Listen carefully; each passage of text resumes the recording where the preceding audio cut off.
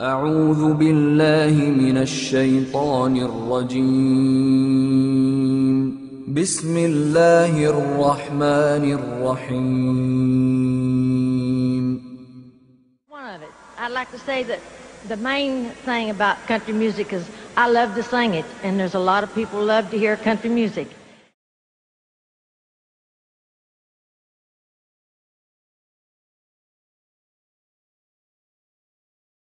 And you take, for instance, like Loretta Lynn.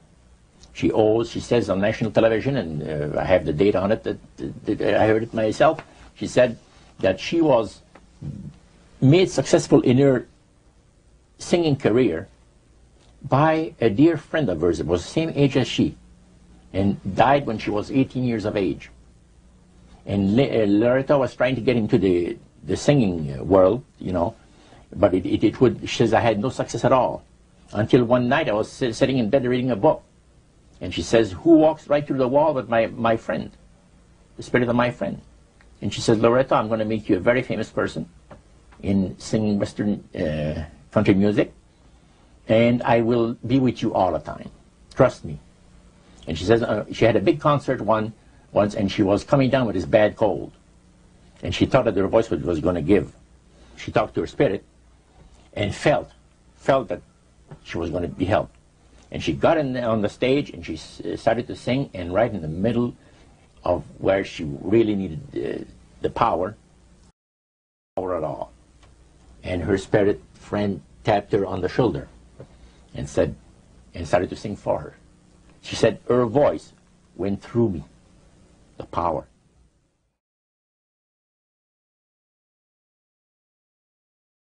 He said the supposed spirits of the dead that you're talking with are demon spirits.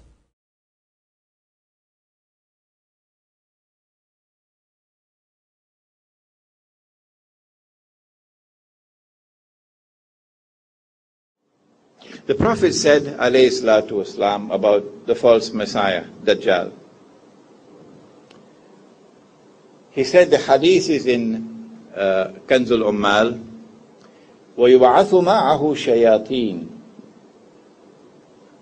that there would be shayateen, the evil jinn, evil spirits, who would be raised with the false Messiah, with Dajjal.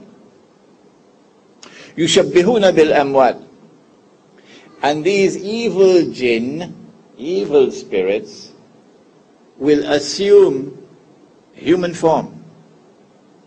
But they'll assume the human form of those who died long ago. يَقُولُونَ لِلْحَيِّ, and then they'll come and stand in front of you. And they will say, تَعْرِفُنِي? What's wrong, son? Don't you recognize me? I'm your father. Because he'll have the same physical features, complete with DNA and everything, of your father. He would have your father's voice. He'll have your father's memory. And he will declare, I am your father. Ana abuk. Ana akhuk. I am your brother who died 40 years ago. Aw dhu qarabatin min. Or he would impersonate someone else who is a close family member. The evil jinn taking human form and taking the form of those who died and coming before those who are living.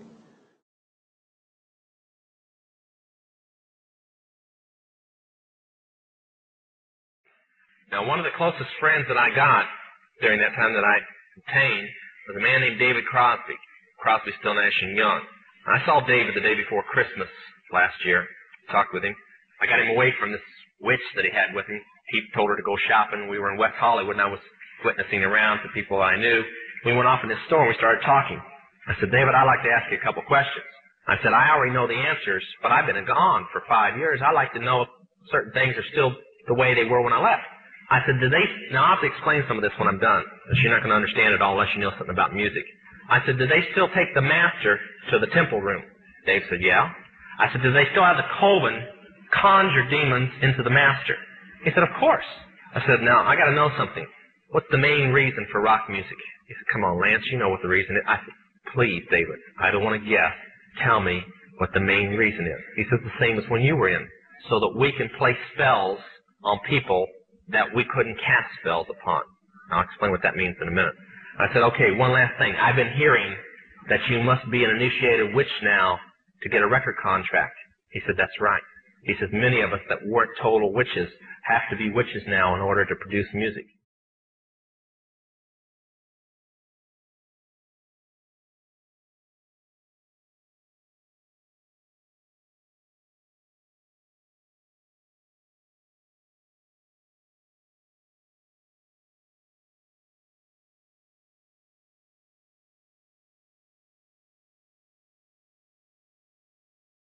After it's been recorded, it's taken in.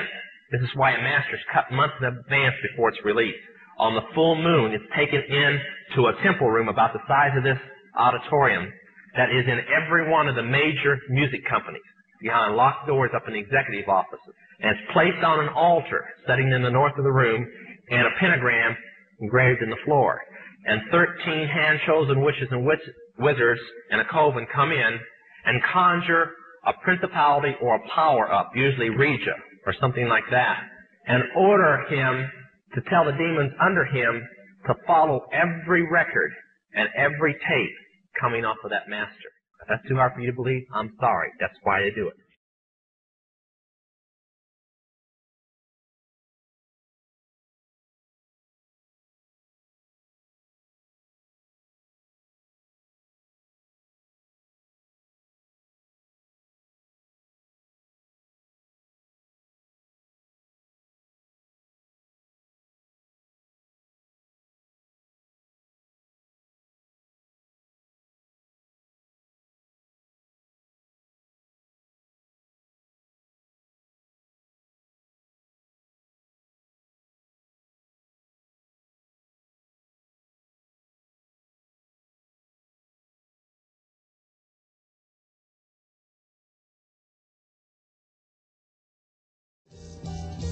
And more, much more than this, I did it my way.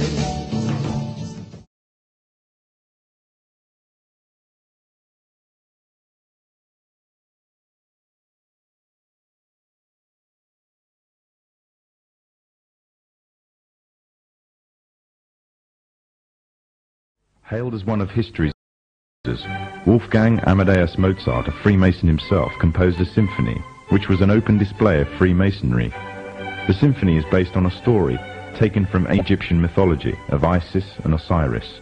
The pagan rites of ancient Egyptian mythology form, through the Kabbalah, one of the fundamental aspects of Freemasonry.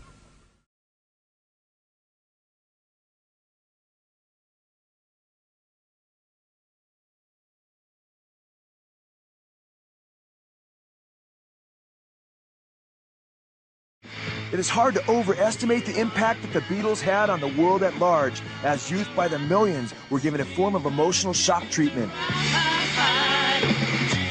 They influenced everything that I've ever done. I even remember, growing up hearing Beatles songs. All their songs are timeless. They built the structure for rock and roll. Beatles actually were bringing everybody along with them on their voyage of their discovery. Beatles went out and took the world by storm. I grew up with them. They helped us grow up. They got me arrested 3 or 4 times. I think they did a lot for society. Those songs are in my memory banks I think they're actually my genetic material. All-time favorite musical group? Beatles. Beatles.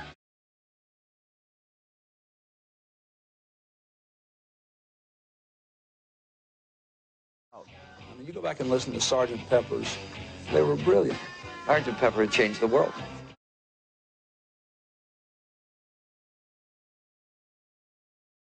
You notice that, again, there's an audience that is there. Ringo Starr made a statement about it. He said that they are people that they highly admired and respected. And up in the upper left-hand corner, you notice there's a bald-headed man. That man just so happens to be a guy named Aleister Crowley. The Beatles also placed a picture of occultist William Burroughs, who claimed to have become demon-possessed after killing his wife on the Sgt. Pepper's album. Also making the cast was the most popular starlet of the 1960s, Jane Mansfield. Mansfield was a high priestess in Anton LaVey's Church of Satan. Mansfield admitted to using her Satanism to both seduce and gain worldwide fame. The Beatles also placed a slew of Eastern gurus on the album. Incredibly, one of the people who was to be pictured on the album as part of the Beatles Club was none other than Adolf Hitler. Hitler was yanked presumably because he was considered too controversial to appear on the album. Hitler's picture can be seen on the sidelines just prior to the shooting of the album cover.